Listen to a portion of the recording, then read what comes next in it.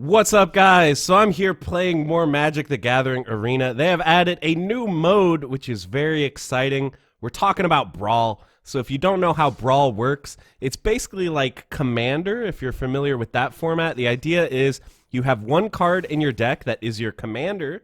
You can summon them at any time. They don't have to be in your hand. As long as you have the mana, you can summon them. And then you kind of build a whole deck around that. And the deck has to be singleton, meaning no duplicate cards. So you end up seeing some really unique and wacky strategies that you don't normally see in something like Standard. By the way, it's worth noting you are restricted to the Standard card pool, so no old cards. But yeah, I've been having a lot of fun with it so far. They're doing an event right now. It's running until the 1st of November. If you get 5 wins, you get some free cards. So this is a good time to get into it. And you can continue to just keep playing as much as you want. You can see I'm up to 19 wins. I've been playing this a little bit. We're going to hop in with my Nicol Bolas deck. This is probably the most conventional Brawl deck that I've built. It's basically just good stuff / super friends. The idea is, oh my god, my opponent has Nicol Bolas too? What are you doing, bro? Okay, so the idea here is, you know, we're going to ramp up. We're going to try to fix our mana because we are 3 colors. And we're going to try to get big boy planeswalkers like Sarkhan, Chandra. I think we got all kinds of stuff in here. We've got Nicol Bolas, obviously. He's good because he's kind of like a self-contained engine. Card draw engines are really important in a format like this because your deck is more inconsistent because you have no duplicates, so you need to draw through a lot of cards to get to the good stuff.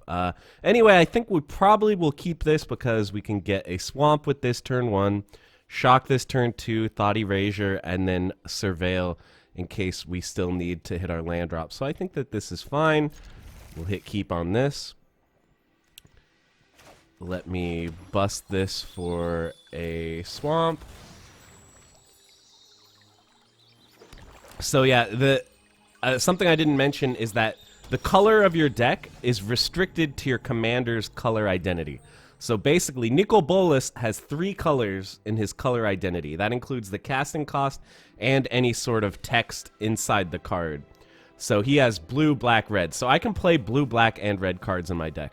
But if you're playing someone like Chandra, she only has red as her color identity. If she's your commander, you're actually forbidden from playing any other colors in your deck. You're stuck with just red. So playing 3 color commanders does open up your deck building a lot because you have access to the best cards from 3 different colors instead of just 1 or 2. But the downside, obviously, is that you need mana fixing to be able to actually cast these cards. And with just Standard, it's kind of hard to get the mana base going in such a way that you can reliably cast your 3 color cards. So, Improbable Alliance is definitely a good engine for him, but he doesn't have any red mana. I think we probably get rid of Liliana. Like, Dreadhorde Twins is kind of whatever. Finale of Eternity. Okay, we got to get rid of Liliana. Epic Downfall is pretty nice. I think we'll just keep this. It's clear he's running creatures. Plus, we might be able to use this on a zombie token or something like that. So, questioning whether I should just Discovery Dispersal, try to get more lands, see what we can draw. Or I could shock the steam vents and leave Sabotage open. I think Discovery Dispersal makes a little more sense. We need to make sure we hit our land drops so we have the potential to get our Bolas out before he does.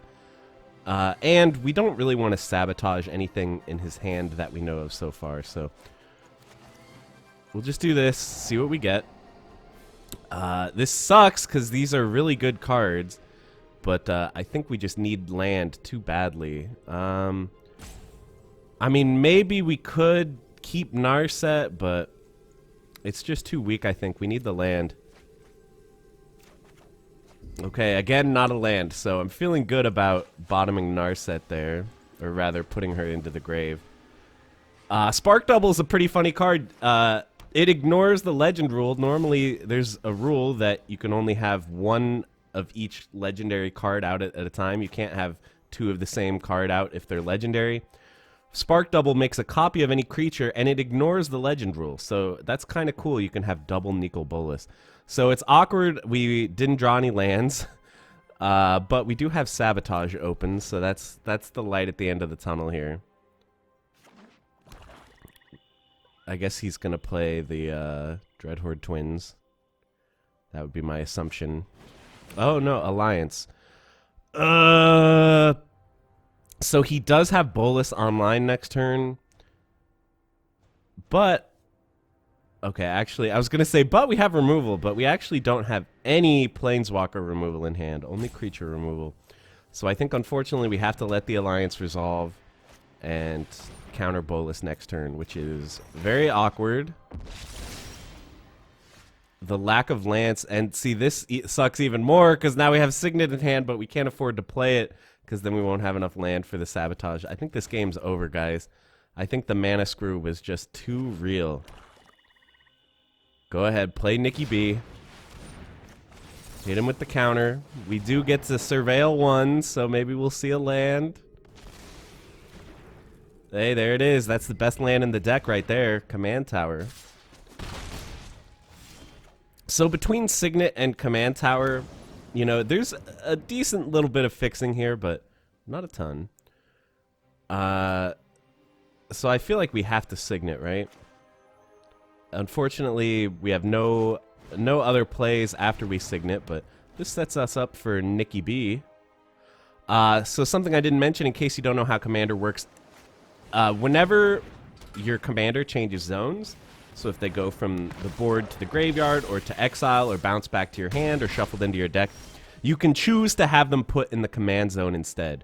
The command zone is just an area where you can cast them from at any time. And every time your Commander returns to the command zone, 2 is added on to their casting cost. So my Bolas only costs 5 because I have yet to play him. His Bolas costs 7 because this is the second time that he's been in the command zone. So he has the commander tax active. So we have some options here. We could shock the grave, which will then... Oh wait, no, we don't need to do that. We can just play Bolas. But then he does kind of just die. We could Epic Downfall the army. We're 1 away from Chandra, which is like an amazing board clear. We could also Sarkhan and make a dragon, but then Sarkhan will probably die. I kind of like Bolas and Tick Up. No, that's not good. I have a timeout, so I can spend this here.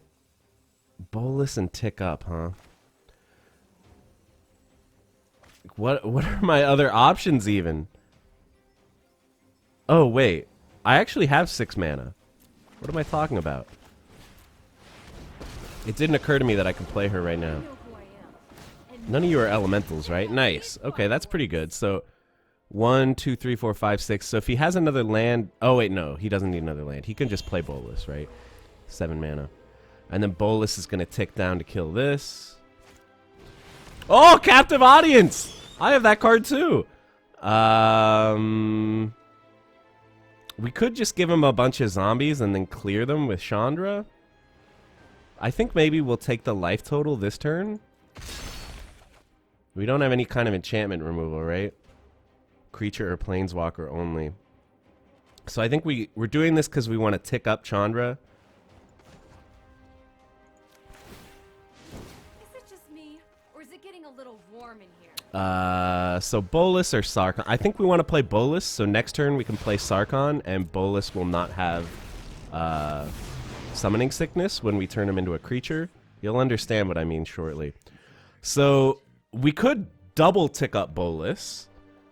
Giving him 2 counters is pretty good, because that gives us an opportunity to maybe get up there and use his ultimate and win the game. But this has the upside of him destroying a permanent. But he has a million lands. I think he's probably fine with destroying a permanent. I think we're going to do this. I think we're going to emblem him. No pressure. We got to kind of get a timer on him. Which, Sarkhan turning all of our planeswalkers into 4/4 dragons is pretty sick. Okay, so he's going to kill something here with Nicol. Probably my own Nicol. Oh! Wait. He gave... No! I forgot that Nicol can steal... He can steal your opponent's planeswalker abilities. Oh, no! Okay, now we're on a really short clock, okay? So, I think what we have to do here, if we want a shot at winning here... how much mana do we have? 4, 8. I think if we want a shot at winning here, we have to do something really crazy, like, we have to clear the board, obviously, or else we die to the zombies. Make some more room to fight. I think we have to kill his Bolas with our Bolas, and then I think we might spark double. Actually, we could spark double and then use the double. I'm questioning whether I should spark double or Sarkhan. Actually, I think it does make sense to play Sarkhan. I think that's better because that puts him on a 2-turn clock, right? So we destroy this. Defiance has your defiance is infuriating. Is he gonna have enough mana to play this? 9, 4, 5, 6, 7, 8. He would need to have another land in hand. But unfortunately, if he can play it again. Oh no, we don't instantly die if he plays it again because we'll just take 2 damage next turn. Okay, so we all become dragons. We swing. Am I actually right that he's on a 2-turn clock here? Yeah, he is, right? Because he takes 2 this turn. Next turn, I swing for 12, and then he takes 2 more. So I win next turn if he can't somehow clear me out here. So if he has a land, he'll play Bolas, and then kill my Bolas or something. Wow! Pure desperation play. I think he's dead, boys. He's... Okay, he does have a blocker, but we can bake it into a pie. Oh my god! And that can't block flyers, but it is hasty. I'm alive. 1 HP, I'm alive. Oh, but we lose bake into a pie, but we can use Chandra to deal 1 point of damage to it. Or I just do this now. Let's think about this. Okay, so we kill this now. I think it really doesn't matter. I think he's just dead. So we may as well do this just so that we have a food in case somehow I miscalculated. This can keep us alive another turn. Okay, we take 1 damage. Okay, Sarkhan. Go! He doesn't have any food, right? Yeah, he has nothing. Go, go, go! And then he has two of these. I'm just making sure that he has absolutely nothing. He has no food, he has no nothing. I mean, he could do something that generates food for him. He could put, actually, this is a big misplay, actually. He could put something on the stack.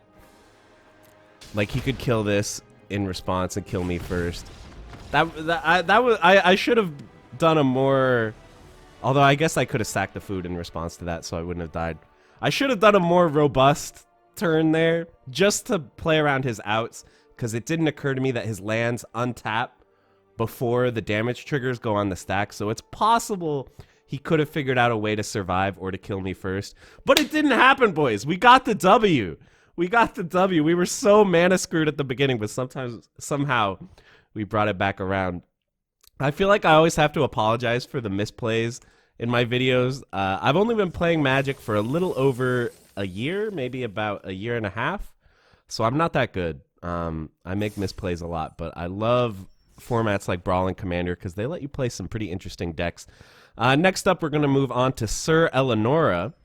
So the idea behind this deck, in case you don't know, Syr Elenora, she's just an X4 for 5. And when she enters the battlefield, well, she's a 0-4 for 5, but her attack is equal to the number of cards in hand. And you draw a card whenever you play her. So it's like not that strong of a card, I will say. Syr Elenora, she's like a decent card, but she's not really powerful enough for the mana cost to see real play, competitive play. But I think this deck is pretty fun. The idea here is we're going to be drawing a lot of cards, obviously, to give her as much attack as possible. And then we have Crashing Drawbridge, which lets us give any creature haste. So that's fun. You can swing in with a pretty high damage Syr Elenora. You can also use this in conjunction with things like, what is that expensive card? Commence the Endgame, which creates us an X-size zombie army, where X is the size of our hand. And we're going to have a really big hand at most points in this game. We've got stuff to help us accomplish that, like Midnight Clock lets us draw a whole big fat hand of 7 cards. Finale of Revelation, Gadwick the Wizened, or Wizened, whatever it is. We're basically trying to stay alive, draw a bunch of cards, get to the good stuff, and then we have some really high mana blue spells like Mass Manip and Agent of Treachery to maybe help us steal a win. So we're going to be drawing through a big chunk of our deck, swinging in for big damage. Let us give it a shot. All right, boys, let's see what this deck can do. We're fighting against Feather, which is scary. Feather the Redeemed. She allows you to repeatedly replay 1 mana like buff type spells, so that's pretty scary. But this is a pretty amazing hand. Turn 2 negate that we're probably not going to play, although we could negate like a like what's the word, an Arcane Signet or something. That would be pretty boss. Turn 3 Narset is fine because we're going first, so she'll draw us into hopefully an answer for his turn 3 Feather. So I think this is a snap keep. Let's hope that we don't get too flooded here. The fact that we're going first is pretty nice. If he was going first, it would be a lot harder for us to not just get run over. All right, let's see that Arcane Signet. Lay it on me, buddy. Okay, that's that's a creature. We can't counter that. Okay, so this can only deal damage to my face, right? It can't damage planeswalkers. So Verity Circle is pretty cool. When a creature opponent controls becomes tapped, if it isn't being declared as an attacker, you may draw a card. So we have a few different ways to do this. We have Lord Gadwick or whatever, the X+3 guy. He taps stuff whenever you play a blue spell. We also have stuff like Capture Sphere and what's that other one? Charmed Sleep. So we have a few good ways of tapping the opponent's creatures. Plus, this can just do it itself. Unfortunately, it can't tap flyers, which Feather is a flyer. So this guy's going to be on some kind of game plan of casting a million buff spells a turn, electrostatic field going off. Let's find an answer for Feather. Unfortunately, we did not. Eyes Everywhere is kind of funny because we can swap it with an opponent's permanent, but I think we need Commence the Endgame just for the draw. This is pretty awkward, though. We are getting dangerously close to dying here, but maybe, you know, he plays Feather, we activate Narset again, and then maybe we find something. Any kind of interaction is what we're looking for here. Slime Bind, that's not bad, but Charm Sleep might be even better. Unfortunately, he can still cast a million, you know, buffing spells, but he won't actually be able to swing with Feather. So I think we have to do Charm Sleep.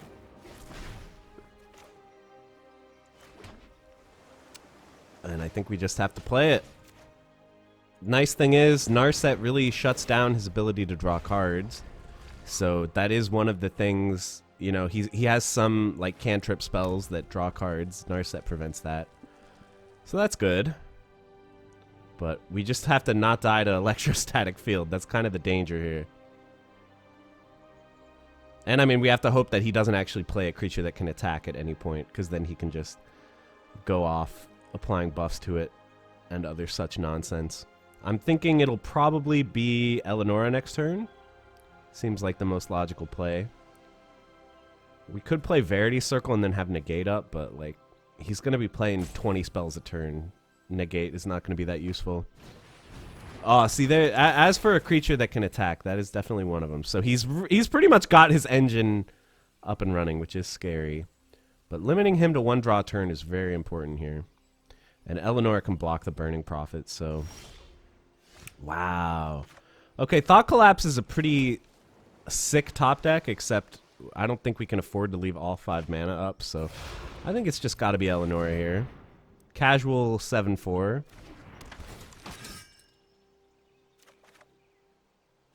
Frogify is not really a good draw. Well, Frogify is good on Feather. It's good on Feather for sure. We would probably force him to shock his own Feather or something. Oh, jeez. Oh, things are happening. Battlefield promote? What? I'm a little confused about this. No, I guess it still works. He still gets it back from Feather. Yeah, never mind. Yeah, he gets that card back again. Okay, so what sucks is he can give this first strike, and he can probably play enough spells from hand to give this 4 attack and let it just first strike this, but I think we are probably going to have to block anyway, just to prevent Narset from dying. Then again, like, swinging in with a huge big body Eleonora, that's not nothing. If he swings with Prophet... Oh, he's swinging face! If he's swinging face, I don't care. I'm letting it happen. Yeah, no blocks. If he wants to try to do a million to me, I don't really care. I think we can win that race. Famous last words, I know, but...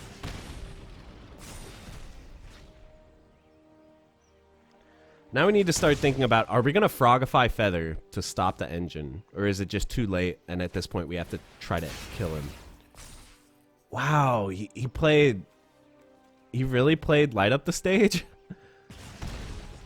I mean, I guess it makes sense. Wow, Nahiri's Stone Blades?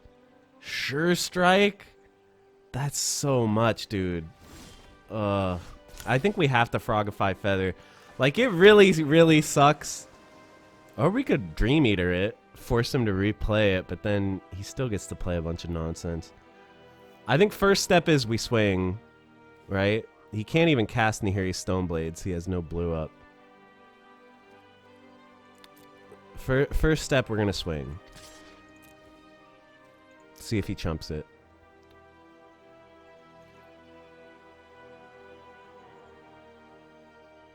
Nice. Okay. Now we got to think about some stuff. Frogify Feather, huh? It feels so dumb using the same spell. I mean, we could commence the end game, get a massive blocker to block this, but I just feel like, yeah, he's going to have first strike and just kill it. I think Frogify is on the table here. I can't afford to let him play these cards multiple times. It's super awkward, basically 2 for 1ing ourselves here, but I think preventing the recursion is worth it. And Frogifying the Burning Prophet doesn't even really do anything. Because he'll just buff the frog. He doesn't care that much. So I think we'll leave mana open for Thought Collapse and No Escape. And other such things. So this is a frog now. It no longer has any of those abilities, so that's good. He can just easily kill Narset this turn if that's what he wants to do. Killing his own Feather. I mean, a bold move. I think we should negate this, eh? Buy us another turn without him being able to play Feather.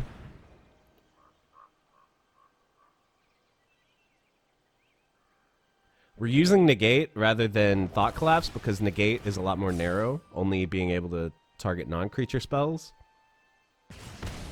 Bothers me how much he's leaving cards on top. That's pretty scary.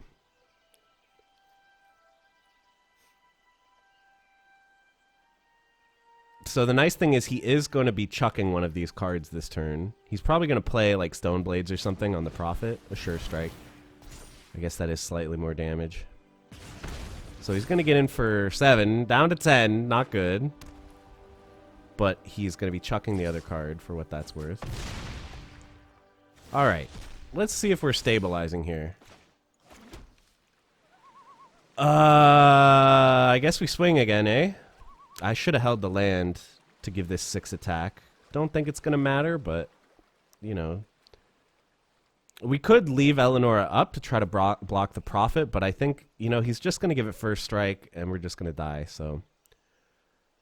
What we are going to think about is, do we want to cast Commence the Endgame or Dream Eater? We could Dream Eater the Prophet back to hand. You know, after he applies a bunch of buffs to it. I think that makes the most sense. Commence the endgame gives us a good blocker, but again, like... Is he just going to,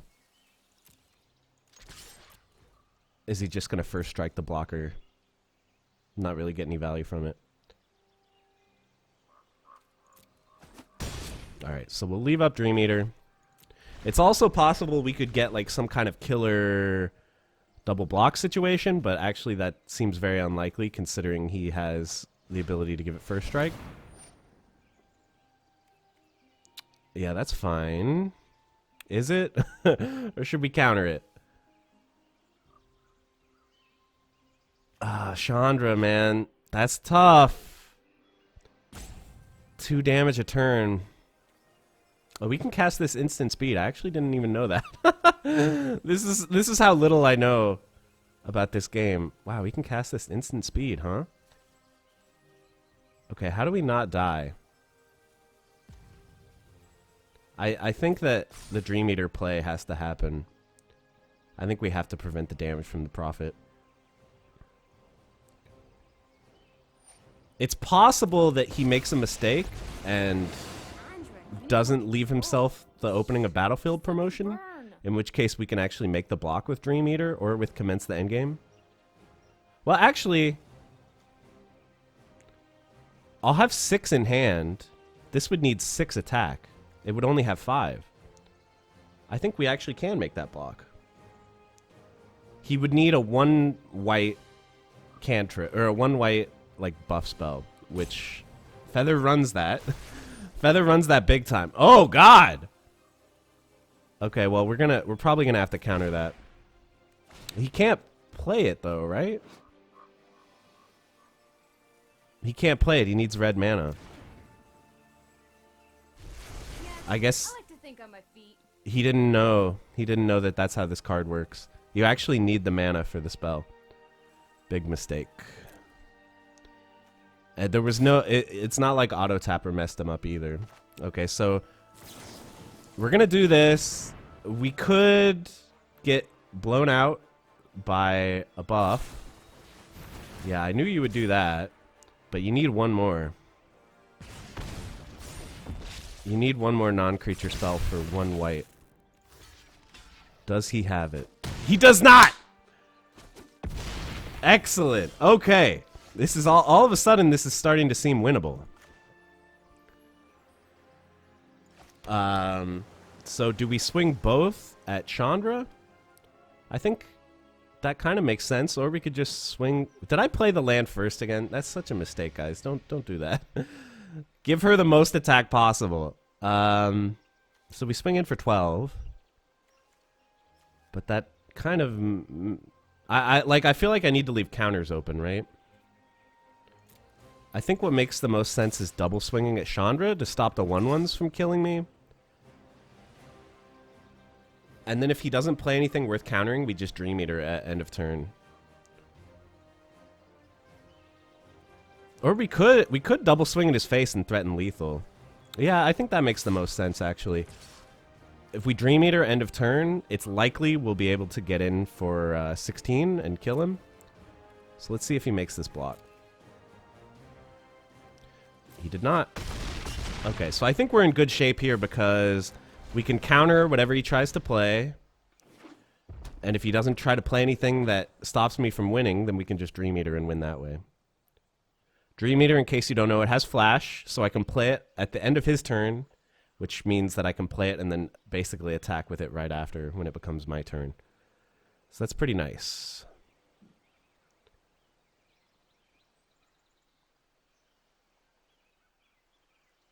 Well, I'm glad I'm not the only one out here making misplays.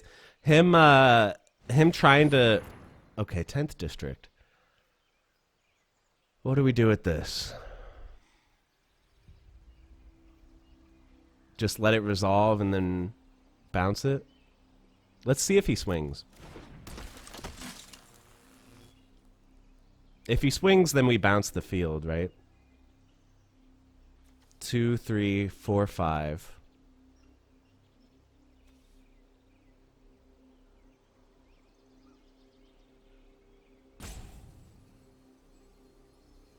Because we're getting in 4 guaranteed. So as long as he only has 1 blocker, we win. It's worth noting that if he plays a spell and I counter it, he does still get the 1 damage with the field. Wow. He did it like that.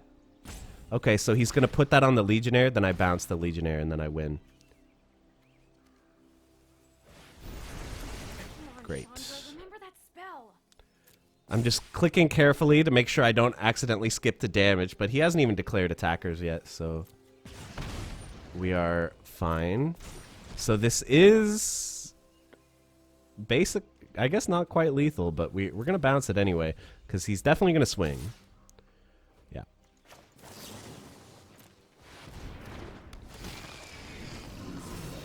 Don't need lands. I mean, I guess a counter is fine. I'm hoping that none of this matters and we just win. He can replay this to give himself another blocker, which is actually not ideal, but he's going to be forced to chump or else he dies. Oh, he played this instead. Okay, so he had another blocker either way and we won! Wow, that was a little bit on the ropes for a second there, guys. That was a little bit scary. We were taking a lot of damage, but we stabilized. We pulled through. That was pretty good. Okay, I got one more deck to show you guys. One more deck here. So this is the one that I'm definitely the least confident with. This deck is pretty much just trash. The idea is we're playing Lazav the Multifarious, one of my favorite cards. I actually have a commander deck that I brewed up, that I built around Lazav, that I play all the time in real life. But in Arena, Lazav's a little bit worse because you don't have access to any sort of busted creatures. If you don't know how Lazav works, he can transform into any creature in your graveyard. So the idea in Commander is you mill yourself a bunch of really broken creatures into your graveyard, and then Lazav brings them back for you. But unfortunately in Arena, blue and black don't really have any creatures that are broken enough for that to win you the game outright. So we're doing some different stuff. We have some stuff like Whispering Snitch, which gives us payoffs for Surveil. And Lazav is a 2-mana Surveiler, which is not nothing. And Lazav can actually turn into the Whispering Snitch to apply that damage. So I think that this is a great hand. Like, proactively, we can play the Snitch on turn 2, and then we can leave up Sabotage on turn 3. This guy's playing Golos, who is probably one of the strongest commanders in the format. He gives you access to 5 colors because even though he's colorless, he has all 5 colors in his text box, which means it's still part of his identity because it's part of one of his mana costs. So you can run all 5 colors, which gives you access to all the good cards, and he can get you any land you want from your graveyard. So it's a little bit scary. A little bit scary, and he is going first, but we'll see if we can pull this off. If we can just disrupt him enough, kill Golos with stuff like Deadly Visit. So yeah, this deck has like a vague Surveil theme. Oh, okay, he must be holding up Arcane Signet. Oh, that's not good. He's my boy ramping. Okay. Target creature with power 2 or less. I don't think that's gonna come up. But so this also has like a light reanimation theme. So we've got Concoct, we've got a couple other reanimation spells, and we've got some pretty powerful creatures. Again, nothing that like instantly wins you the game like you can do in Commander. Oh god, you're kidding me. Oko? Oko? He's going first and he plays Oko? Is this even winnable at this point? I guess we leave up Sabotage and Whisper Agent. God, this sucks, dude. Okay, go in. Take him down to 5 so we can't steal you. Oh no, I think we're just gonna die, dude. This guy's deck is too good. He's playing competitive Brawl right now. Oko is also one of the best commanders. Being able to just play turn 1 Oko just wins you the game. And it shuts down a lot of commanders too. Like I have a deck that runs Kaikar. You guys know that's like my favorite card. And Kaikar's a 3/3. And unfortunately, Oko's -5 lets you steal 3/3s. And if your commander gets stolen, it's not really that good. Because you don't really have a way of replaying them. Okay, so I think we have to sabotage the Golos. And we do Surveil, which does 1 damage to him. Island. Yeah, we need land. It'd be nice to get a second black, but really we need any kind of land here. Okay, so we could scorn the food. Yeah, we can't connive the food. It has power 3. I'm thinking we scorn the food and we play Lazav. So, oh no, we can't do that. We don't have 2 black. We could scorn the food and then mission briefing, but it doesn't really do anything. I don't want him to -5, man. But he doesn't have a food to do it with. So maybe we flash in agent to kill the 3/3. I think that's slightly better. We'll let him create another food, which is not good, but this uses our mana a little bit better.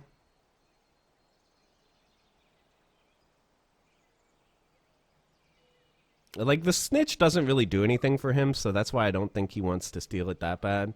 Like, sure, he would probably trade it for a food, but he doesn't have a food other than his 3/3, and I don't think he wants to trade me a 3/3 for a 1/3. So he's up to 6. Not enough to play Golos, but enough to play something big, like Nissa or something. Okay, so he did create the food. Surely you must be famished. Yeah, this can't control this can't destroy planeswalkers, which is very... Oh, Krasis! Oh, Krasis. So we can kill that with Scorn, but he is going to draw 2. Draw 2, gain 2. But we can kill that with Scorn, so this is not the end of the world. Because once this is on the battlefield, its CMC is actually 2. X equals 0 when it's on the battlefield, so we can kill that with Scorn. So let's see if he attacks with the 3/3. It's kind of what I'm hoping for. Will he do it? God, Oko is just such a problem, man. This card is out of control. Okay, so we flash. Block with the agent.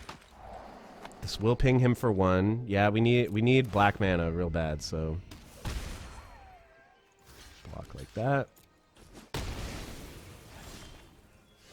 Okay. So we could just visit that, or we could Scorn and Lazav. I think Scorn plus Lazav makes a little more sense. Once again, Connive doesn't really do anything here.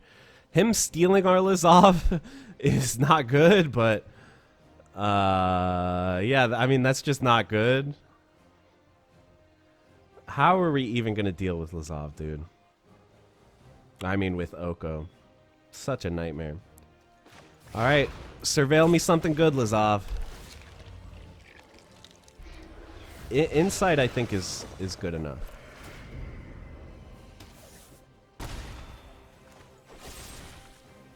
And then we kill this.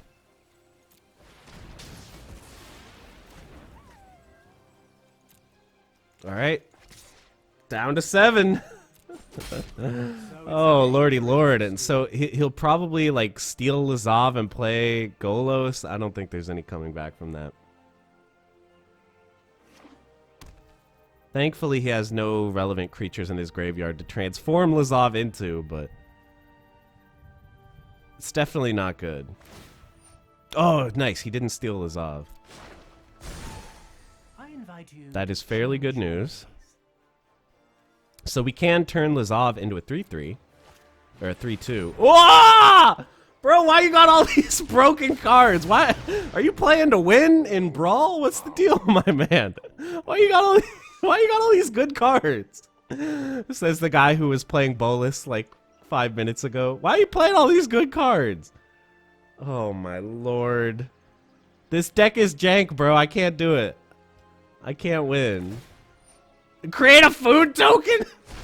Are you disrespecting me?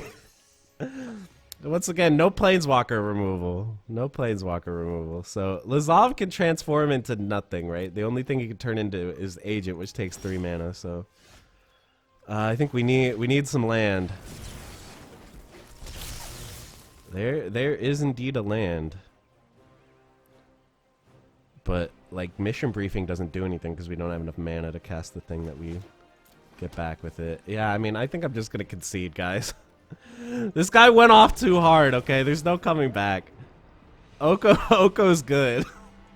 I want to try again with that deck, okay? I think maybe we can make something happen with that deck. We just have to find someone who they're playing a slightly less optimal deck like myself. Let's see if we can do that.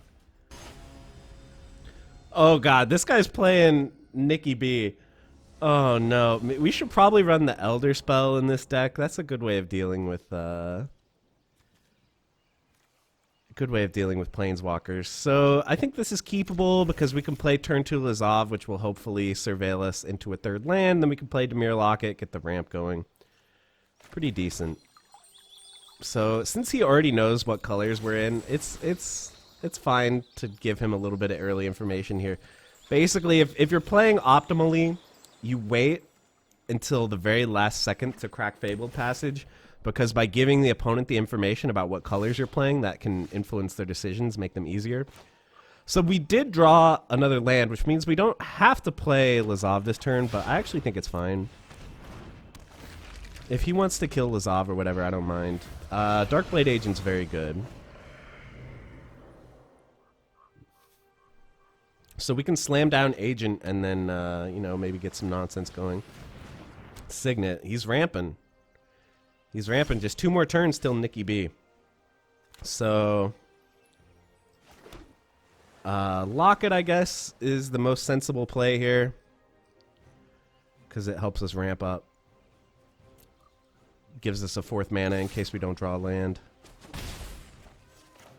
We could leave Sabotage open, but I have a feeling Sabotage needs to go to Nicol.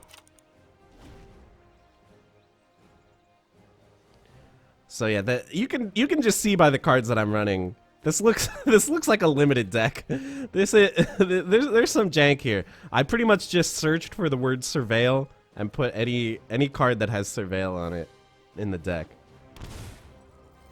Oh, he flat. What do you have for Shock-in land? What do you have that costs 4?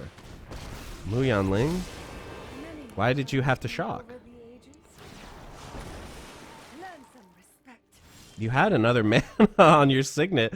Does he have Spell Pierce or something? Okay, so he is going to be able to play Bolas next turn, so that kind of makes me want to leave mana open. But then again, we could just play Predator, because Bolas can't target the Predator. That makes a lot of sense to me. If we top deck a land, we're in amazing shape. So, because then we can Dream Eater the bird that he's going to create with Muyan Ling and then swing in. So I actually think the Predator makes some decent sense here. Being hexproof is really nice in this situation. No need to attack because it has negative attack. The other thing is that if he kills Predator somehow, I don't know how he would do it, but if he does, we can transform Lazav into the Predator, which is pretty sick.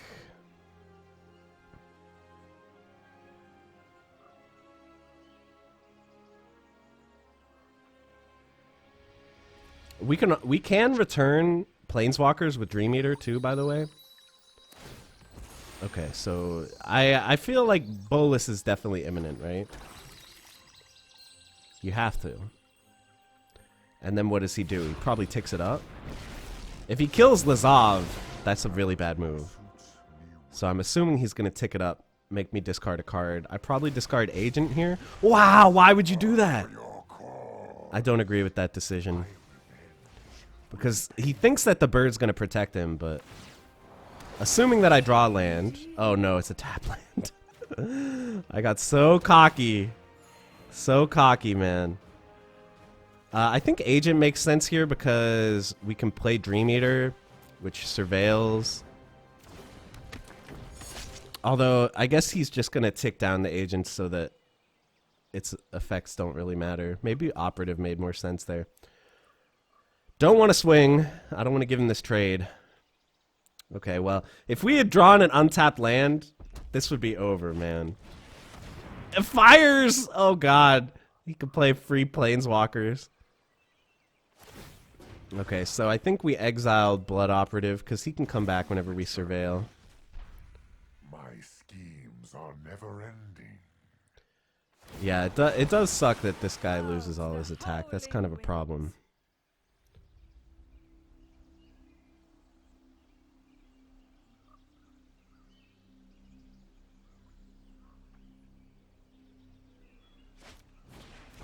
Oh no, Cavalier.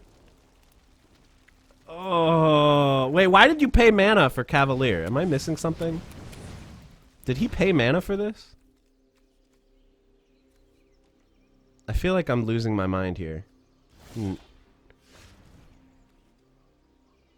Can't he play spells for free because of fires? Where did all his mana go? What am I missing? I feel like I didn't pay attention to something. Why is all his mana tapped? Oh, wait. Did he do that to play fires? Yeah. That was a long turn. Right? No. I'm confused. Whatever. So we actually have Planeswalker removal, which is pretty sweet, but I think Dream Eater still makes the most sense here.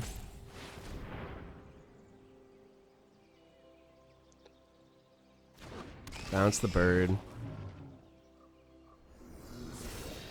So I think Lockmere into the grave makes sense, because we can bring it back and Lazav can turn into it and other such nonsense. Or maybe we keep it as a surprise against the Cav. Keep it as a surprise, eh? I think that makes sense. Because it can surprise block that. Turn this.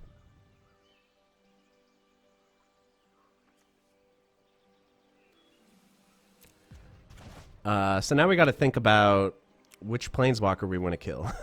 I think it makes sense to kill Nikki B, because he draws cards. And, like, yeah, he could create a bird, but it would kill Mu Yanling. I think more likely he's going to remove flying from this, so I think that's fine.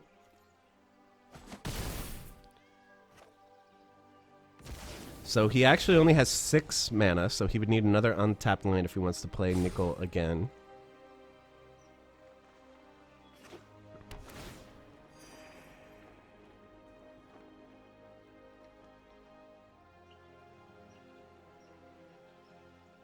And he played a tap land, so that's not happening this turn, which is the good news. Yeah, okay. So now... Wait, what? Oh, no, he doesn't even need land. What am I talking about? He's got the Fires of Invention. I'm so dumb, dude. Whoa, and he's gonna haste? Boys, this is rough.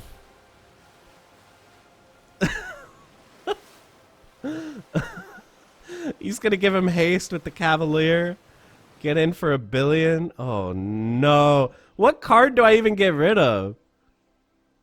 I guess I get rid of Sabotage, because I need the Rider to kill Bolas. Oh, wow, he killed the 4-3. Never mind. That changes my math a little bit.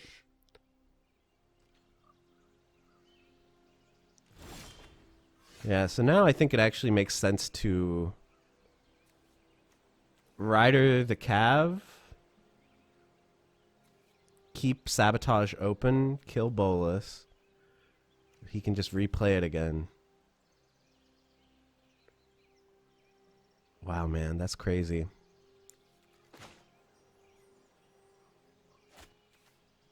It sucks. He is going to be able to create another bird, which is less than ideal. Another 4/4 flyer.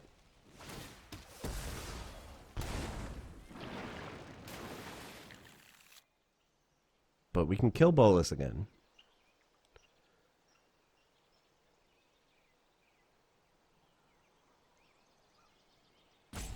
He's probably looking at my mana like, ha, you fool. You can't play the Rider. You only have 1 black mana.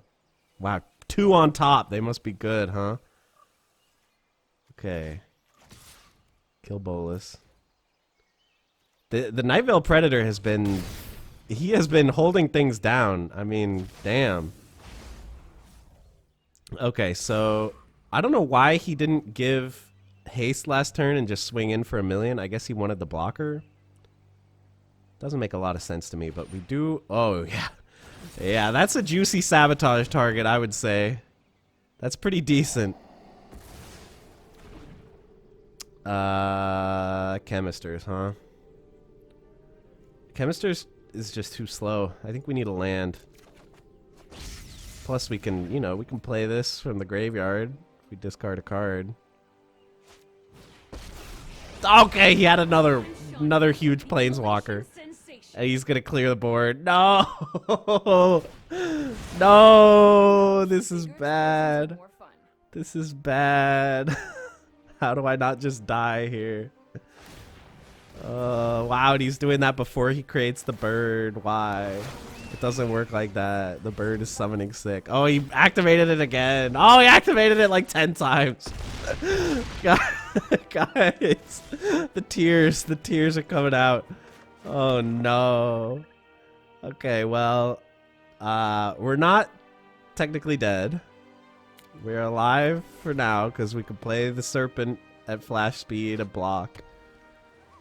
We're not technically dead, but we're damn close to it. And now I believe he has oh no, he only has 7. He needs wait, what?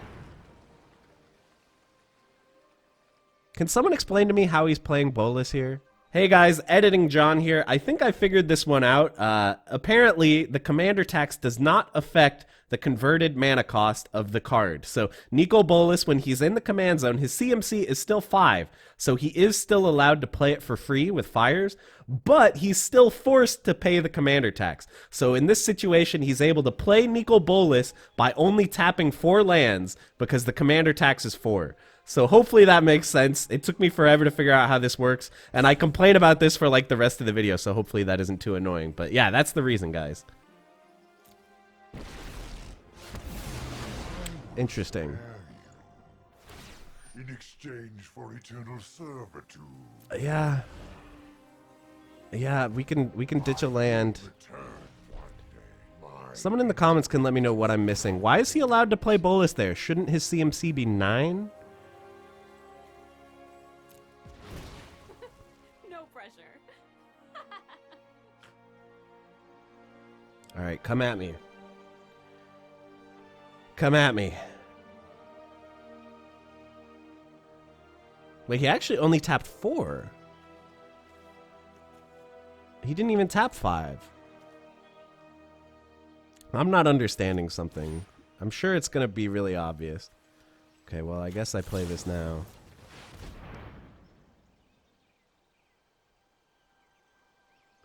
Wait, why? Oh, never mind. I was like, how is he casting cards? But it's it's his turn. Okay, well that's his 2 cards for the turn, right? But he still has mana up to double pump. The sky is my domain.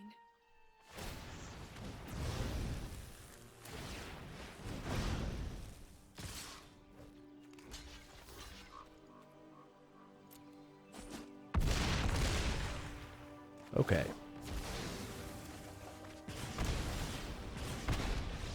We died. Guys, I really have no idea what happened in that entire game, but we lost to the Planeswalkers again. But whatever, okay? Sure, we didn't do so great with our jank Lazav deck, but our other 2 decks did well. That was fun. I'm really enjoying Brawl.